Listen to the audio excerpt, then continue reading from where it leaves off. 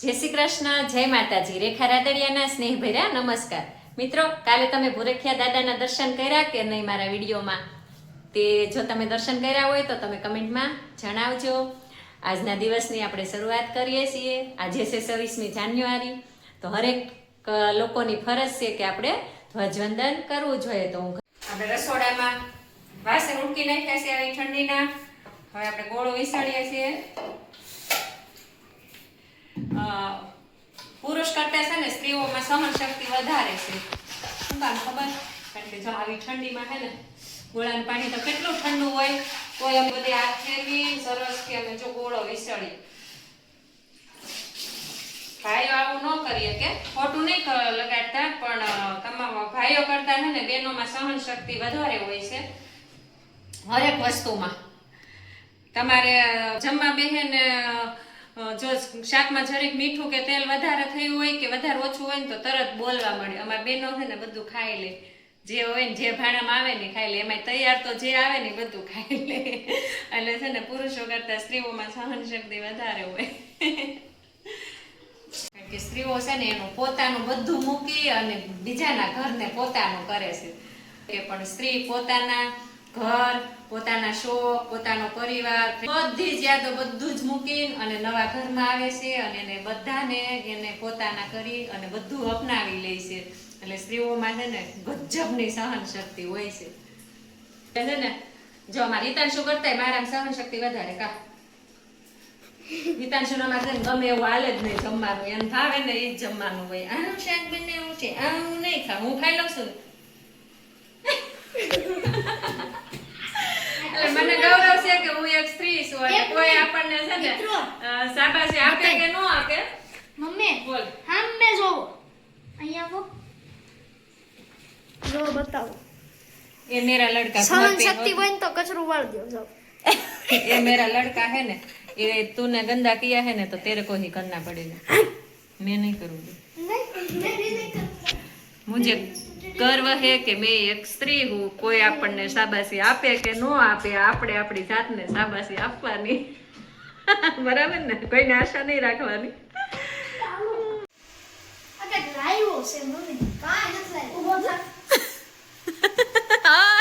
નથી લાવ્યો પણ કાઈ. બિચારાને હેરાન કરવા ને ત્યાં ઠંડીનો કાંઈ નથી એન પાસે. હે કાઈ નથી લાવ્યો. હે હે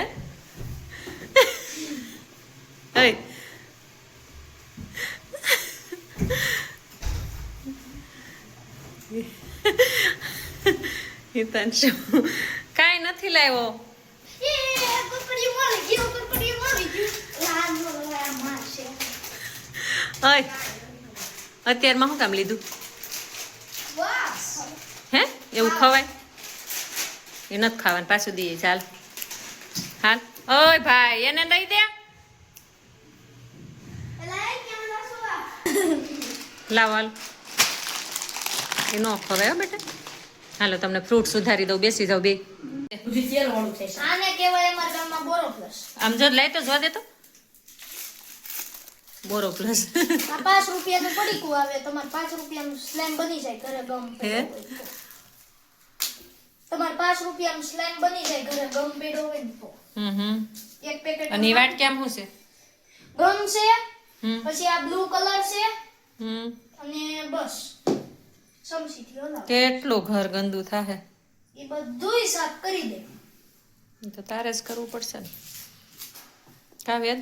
રેડી. હા એવું છે? ઠીક હાલો હું 1 2 3 બોલું ને પછી ભાગજો. હો 1 2 3 સ્ટાર્ટ. ભાગો.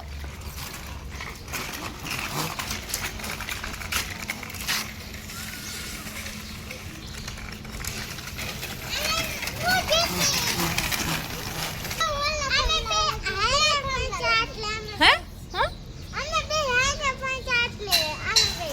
તમે બે જીતી ગયા. હાલો હું તમારા બે માટે ચોકલેટ લેતી આવું. હો ને?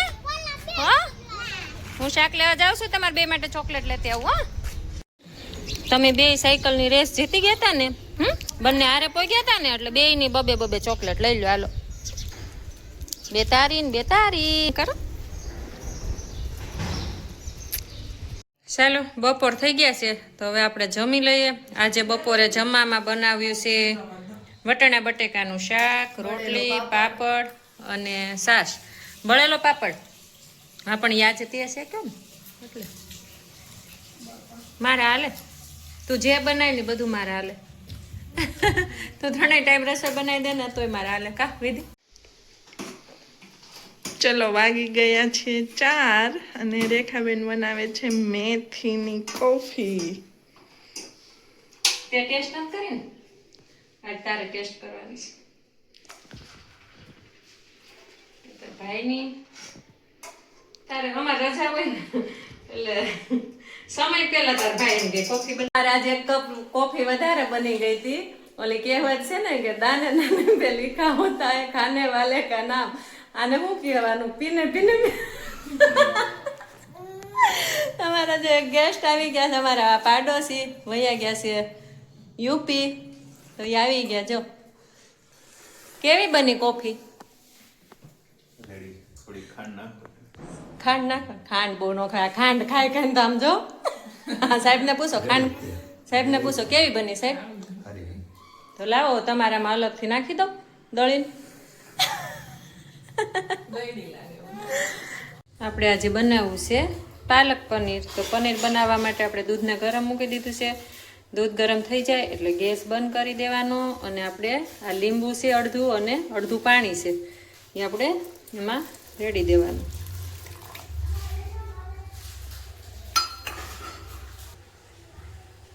તો જો આપણું પનીર બનીને થઈ ગયું રેડી. પનીર છૂટું પડી ગયું. હવે આપણે એને ગવણીમાં ગાળી લેશું. આપણું પનીર બનીને રેડી થઈ ગયું. જો આવી ગવણીમાં ગાળી નાખવાનું અને તો થઈ ગયું ને સરસ પનીર આપણું બનીને રેડી. ચાલો હવે બનાવી નાખીએ પાલકની ગ્રેવી. પાલકને જો કટિંગ કરી અને ગરમ પાણી બાફી નાખીએ. વાની ગ્રેવી કરી નાખીએ.